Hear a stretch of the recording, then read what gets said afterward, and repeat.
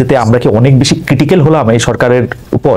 বিশেষ করে আমরা কি বিএনপিকে দেখতে পাচ্ছি যে খুবই খুবই খুবই মানে একটা সমালোচকের জায়গা নিতে, এবং এতই বেশি সমালোচকের জায়গা নিতে যে প্রয়োজনে আওয়ামী লীগের বয়ান বা আওয়ামী লীগের নেরেটিভ বা আওয়ামী লীগকে সাথে নিতেও মনে হচ্ছে যে বিএনপি খুব উৎসুক হয়ে আছে।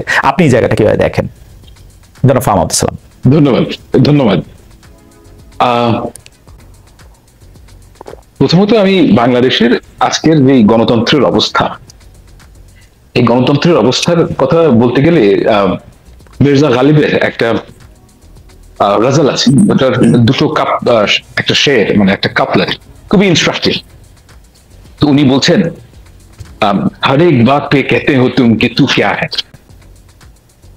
हर एक बात पे कहते हो तुम कि तू क्या है, तुम ही कहो कि ये अंदाज गुफ्तगू क्या है। মানে উনি বলছেন যে প্রত্যেক কথায় তুমি আমাকে বলো যে তুই কে রে বাপ। Now you tell me what kind of conversation is this? So আমাদের দেশে এখন সবাই মানুষ খুব রেগে আছে, বুঝলেন, যে এই দেশ কোন হিলিং এর ভিতর দিয়ে যায়, একটা অভ্যুত্থানের পরে এরকমই কিছু হওয়ার কথা বাংলাদেশে। তাই হচ্ছে যে গণতন্ত্রের আমরা যে ফেরত আসছি, গণতন্ত্র কিন্তু কোনো, আমার কাছে মনে হয় না যে খুব একটা স্মুথ প্রসেস। এটার মধ্যে অনেক হিকাপ থাকবে, সমস্যা থাকবেই। এই সরকার আমাদের যে আশা সেটা যে পূরণ করতে পারছে তা আমি মনে করি, এবং আমার ব্যক্তিগতভাবে আমি অনেক বেশি আশা করিও নাই প্রথম থেকে। এটার কারণ হচ্ছে যে বাংলাদেশের সব ইনস্টিটিউশন আওয়ামী লীগ ধ্বংস করে দিয়ে গেছে। এখান থেকে বের হতে আমাদের সময় লাগবে। আমাদের দেশের মানুষ খুবই অধৈর্য হয়ে গেছে, আর এর কারণ হচ্ছে যে সময়টা কঠিন। আর এর মধ্যে আপনি যে বিএনপি প্রশ্নটা বললেন, আমি ব্যাপারটা কি জানেন, যে ধরেন যারা বিএনপি নেতাদের সাথে কথা বলেন, আপনি যদি বাংলাদেশের ব্যবসায়ী মহলের কথা বলেন, তারা কিন্তু আসলে খুব একটা ভালো না, তারা কিছু বলতে পারছেন না। এটার কারণ হচ্ছে যে তাদের অনেকেই আওয়ামী লীগ সরকারের সাথে ছিল, সেই জন্য তারা অনেক কিছু বলতে পারছেন না। কিন্তু গ্রাউন্ড রিয়ালিটি খুব ভালো না, এবং এই কথাগুলো যখন বিএনপির কাছে তারা গিয়ে বলে বড় দল হিসেবে, তখন তাদের কাছে কথা হচ্ছে তারা নর্মালসিতে ফেরত আসতে চায়। এখন এই নর্মালসি জিনিসটা হচ্ছে কি, বেসিক্যালি বাংলাদেশে কোনো লোকাল গভর্নমেন্ট নাই এই মুহূর্তে, মানে বাংলাদেশে ইউনিটারি গভর্নমেন্ট। লোকাল গভর্নমেন্টের যে কাজটা মোটামুটি পলিটিক্যাল গভর্নমেন্ট করে, যে যখন একটা এমপি থাকে তার আন্ডারে ওখানে একটা বলয় সৃষ্টি হয়, এটা খুব একটা ভালো জিনিস না, কিন্তু ওটা হয়, ওইটাই আমাদের দেশের নিয়ম। তো ওই জিনিসটা থাকলে তারা মনে করেন যে একটা নর্মালসিতে আমরা ফেরত আসতে পারবো। এখন ওই কথাটা আসলেই গণতান্ত্রিক সরকারের আমাদের আসতে সময় লাগবে, এবং ওই জায়গাটার কারণে আমার কাছে মনে হয় যে বাংলাদেশে এই মুহূর্তে ব্যাপক ধরনের ব্যাপক না, অসন্তোষ আছে। জনাব সালাম, আপনি কি মানে বিএনপির অসন্তুষ্টিটা এই সরকারের উপর, বা বিএনপির যে এক ধরনের কেমন ক্ষোভের ভাষা এই সরকারের এগেইনস্টে, সেইটা কি আপনি একটু ব্যাখ্যা করতে পারেন? আমরা প্রিন্স ভাইকে প্রায় কাছাকাছি ধরনের প্রশ্নই করব। আমার কাছে তো মনে হয় না যে বিএনপির কিছু অসন্তোষের কথা আছে। বিএনপি তো প্রতি জায়গায় বল, আমি তো দেখেছি উল্টা। আমি তো বাংলাদেশের ইতিহাসে কোন সরকারকে, পলিটিক্যাল গভর্নমেন্টের এই ধরনের সাপোর্ট দেখিনি। প্রতিদিন তাদেরকে বলছেন যে আমরা এই সরকারের সাফল্য চাই, প্রতিদিনই বলেন। ওই কথাগুলো আসে না, কিন্তু আপনি যদি অ্যাকচুয়াল ভিডিওগুলো দেখেন, নেতারা তারেক জিয়া বলেছেন, আলমগীর সাহেব বলেছেন, তারা সবসময় বলছেন যে আমরা এই সরকারের সাফল্য চাই, এবং তারা তো আমার কাছে মনে হয় যে খুবই পজিটিভ এই ব্যাপারে। এই সরকারের সাফল্য আসলে কিভাবে মাপবে বিএনপি? মানে কি হলে সরকার সফল বলে বিএনপি মনে করবে? মানে দ্রুতই নির্বাচন? আমার কাছে মনে হয়, আচ্ছা ব্যর্থতাটা কি এটা বলুন। এটা কখনো কখনো নেগেটিভ জিনিসটা বোঝাটা বেটার। ব্যর্থতাটা হবে তখনই যদি ধরেন বাংলাদেশ একটা এই সরকারের মধ্যে জাতীয় সরকার হল, অর্থাৎ এই সরকার ফাংশন করতে পারছে না, আপনি উপদেষ্টাদেরকে সরিয়ে দিলেন, তারপর পলিটিক্যাল এলিমেন্ট নিয়ে এসে একটা জাতীয় সরকার তৈরি করলেন, এটা হচ্ছে ব্যর্থতা। কারণ সেই ক্ষেত্রে আমরা একটা নর্মালসিতে ফেরত যাব, যেই নর্মালসি আমরা চাই নাই। অর্থাৎ তখন মানুষ মনে করবে যে এই জুলাই বিপ্লবের যেই রেশ সেটা কেটে গেছে, এটা হচ্ছে ব্যর্থতা। আর সাফল্যের কথা যদি বলেন যে কিভাবে আমরা নর্মালসিতে ফেরত যাব, অর্থাৎ একটা ইলেকশন হবে, একটা বাংলাদেশের যে সংস্কারগুলো কাজগুলো শুরু হবে, সর্বোপরি আমি ব্যক্তিগতভাবে মনে করি দুটো জিনিস আমি দেখতে চাই। অন্য সব জায়গায় ব্যর্থতা আমি মানতে রাজি আছি, দুটো জায়গায় ব্যর্থতা মানা যাবে। একটা হচ্ছে হাসিনা রেজিমের বিচার, এবং দ্বিতীয় বিষয় হচ্ছে গিয়ে যারা জুলাই অভ্যুত্থানের যারা আহত তাদের যে চিকিৎসা, ব্যবস্থা, এই ব্যাপারে সরকার কেউ একটা ভালো কাজ করতে পারছে না। এই দুটো ব্যাপারে ব্যর্থতার কোনো ধরনের অবকাশ নেই। আচ্ছা, আমি আবার আপনার কাছে আসবো। যেমন ধরেন শেখ হাসিনার বিচার হওয়াটা তো একটা আইনি প্রক্রিয়া, উনার বিরুদ্ধে মামলা হয়েছে, সেটা কোর্টের মধ্যে থেকে যাবে, তার সাথে এটা শুনানি হবে, এটা প্রক্রিয়া। কিন্তু প্রশ্নটা করে রাখি, কিন্তু আহতদের বিচারের কথা সেটা আপনি প্রথম দিন থেকে বলে আসছেন, আমি আপনাকে নিয়মিত শুনি, আপনি ছাড়াও আরো অনেকেই এই ব্যাপারটি থেকে জোর দাবি জানিয়েছেন। কিন্তু তো সেইটি করতে সরকারের অনীহাটার আসলে কি কোনো কারণ আছে, নাকি এটা শুধু একটা মিসম্যানেজমেন্ট? এটা আমরা আপনার কাছ থেকে শুনবো একটু পরে। মিসম্যানেজমেন্ট।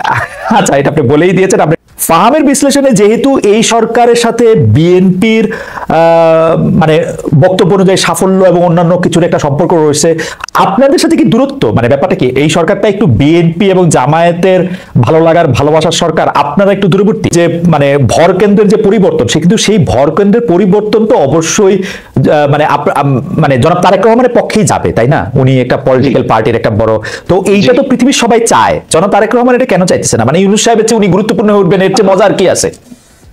এটার অনেক, আমি আসলে ব্যাপারটা কি জানেন, আমি রেসিপি ফর ডিজাস্টার হচ্ছে গিয়ে কারোর কাছে অথরিটি নাই কিন্তু রেসপন্সিবিলিটি আছে। ওকে, কিন্তু ভাইস ভার্সা। তো যার রেসপন্সিবিলিটি তারই অথরিটি থাকা উচিত। ওকে, ওকে, এখন এই মুহূর্তে তারেক সাহেব যখন আসবেন ক্ষমতায়, আমি বলছি মানে বাংলাদেশে যখন আসবেন, তখন যে ঘটনাটা ঘটবে যে সবাই তার দিকে তাকিয়ে থাকবে, এবং এই কারণে একটা জন আকাঙ্ক্ষা, মানে গভর্নমেন্ট এবং বিএনপির মধ্যে একটা টাসল তৈরি হবে। এটা ছাত্রদের জন্য ভালো না। আমি আমি আমি আমি আমি আসলে উনার আশা সম্পর্কে অনেক কিছু ভাবছিলাম, আমি এই দিকটা ভাবি নাই। জনাব ফাহাম আব্দুস সালাম, আপনাকে অনেক ধন্যবাদ যে আপনি একটা মানে আমার ভাবনায় একটা নতুন দিক যোগ করেছেন। আমি কমিউনিস্ট পার্টি যদি শুধু ধর্মের ব্যাপারটাকে যদি আমি একটু আলাদা করে রাখি, তাহলে তারা যে আদর্শকে উপস্থাপন করেছে বাংলাদেশের মানুষের সামনে, সব মানুষের জন্য ন্যায্য অধিকার, সমান অধিকার, সব মানুষের জন্য একটা, এটা তো এমন হওয়ার কথা না যে সেটা মানে মানুষের কাছ পর্যন্ত যাবে না, পৌঁছাবে না। তাকে সবসময় আরেকটা কোনো বড় দলের লেজুর ভিত্তির জায়গায় থেকে যেতে হবে। এইটার কারণ কি বলে আপনি মনে করেন? বাঙালি মধ্যবিত্ত কেন এইটাতে আকর্ষিত হইল না, বা সেই অর্থে আকর্ষিত হইল? Communism has got no future, absolutely none হোয়াটসঅেভার।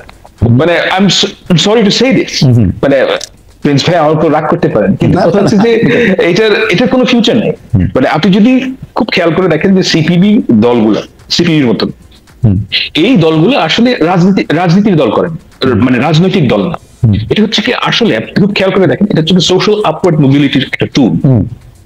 Social upward mobility টুল অর্থাৎ হচ্ছে কি, ধরেন তাদের চাহিদা হচ্ছে প্রথম আলোর প্রথম পৃষ্ঠায় আসা, মানব জমিনের প্রথম পৃষ্ঠায় আসা, যে তারা একটা মানববন্ধন করলেন সেজন্য তার ছবি, মানে তাদের গুরুত্ব দেওয়া হয়। বাট আপনি যদি পার্টির স্ট্রাকচার খেয়াল করেন, it's the congregation of losers, as simple as that.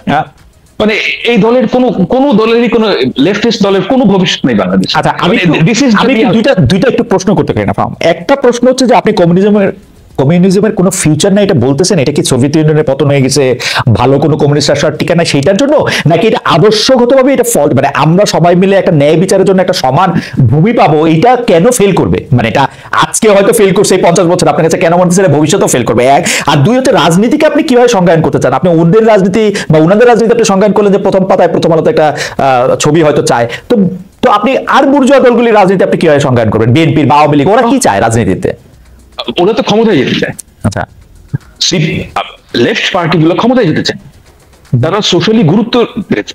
There is a difference.